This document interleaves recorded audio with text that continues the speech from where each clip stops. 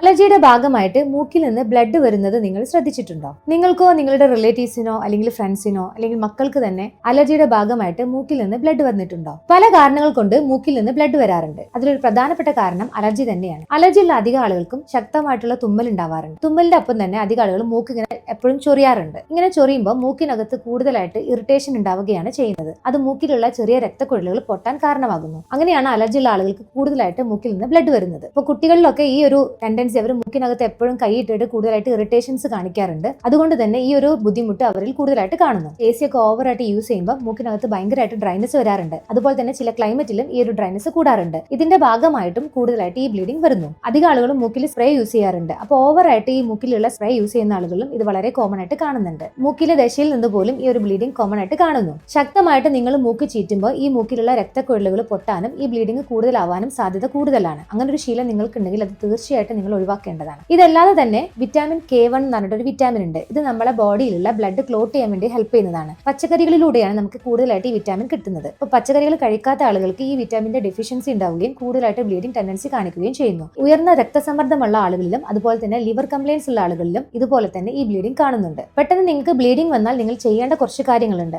ഒരു കാരണവശാലും തല ബാക്കോട്ട് ആക്കാൻ പാടില്ല. മുന്നോട്ട് കുനിഞ്ഞിരിക്കുക. 10 മിനിറ്റ് മൂക്കിന്റെ സോഫ്റ്റ് ആയ പാർട്ടിൽ ഹോൾഡ് ചെയ്ത് പിടിക്കുക. എന്നിട്ട് പിന്നെ ബ്ലീഡിംഗ് ഉണ്ടോ എന്ന് ചെക്ക് ചെയ്യുക. അങ്ങനെ ഉണ്ടെങ്കിൽ വീണ്ടും ഒരു 10 മിനിറ്റും കൂടി ഹോൾഡ് ചെയ്യേണ്ടതാണ്. അധിക ആളുകളും ഐസ് ക്യൂബ് ഒക്കെ മൂക്കിന്റെ അവിടെ അപ്ലൈ ചെയ്യാറുണ്ട്. അതിനെക്കാട്ടി എഫക്റ്റീവ് ആണ് ഐസ് ക്യൂബ് വായിലിടുന്നത്. അലർജി ഉള്ള ആളുകൾക്ക് കൂടുതലായിട്ട് സൈനസൈറ്റിസും ഉണ്ടാവാറുണ്ട്. ഇങ്ങനെ ഉണ്ടാവുന്ന സൈനസ് ഇൻഫെക്ഷൻ കാരണവും ഈ ഒരു ബ്ലീഡിംഗ് കോമൺ ആയിട്ട് കാണുന്നു. നിങ്ങൾ ആദ്യം വേണ്ടത് നിങ്ങളുടെ ബേസിക് ആയിട്ടുള്ള അലർജി ടെൻഡൻസി ഉണ്ടെങ്കിൽ ഇത് പ്രോപ്പർ ആയിട്ട് ട്രീറ്റ് ചെയ്യേണ്ടതാണ്. 30 മിനിറ്റിൽ കൂടുതൽ ഈ ബ്ലീഡിംഗ് ടെൻഡൻസി ഉണ്ടാവുകയോ അതോടൊപ്പം തന്നെ തലകറക്കം എന്തെങ്കിലും ബുദ്ധിമുട്ടോ അനുഭവപ്പെടുകയാണെങ്കിൽ തീർച്ചയായിട്ടും ഒരു ഡോക്ടറെ കൺസൾട്ടേഷൻ ചെയ്യേണ്ടതാണ്. നിങ്ങൾക്കോ നിങ്ങളുടെ ഫ്രണ്ട്സിനോ അല്ലെങ്കിൽ റിലേറ്റീവ്സിനോ നിങ്ങളുടെ മക്കൾക്കാണെങ്കിൽ പോലും മൂക്കിൽ നിന്ന് ബ്ലഡ് വന്നിട്ടുണ്ടോ? എന്നാൽ താഴെ കമന്റ് ചെയ്യൂ.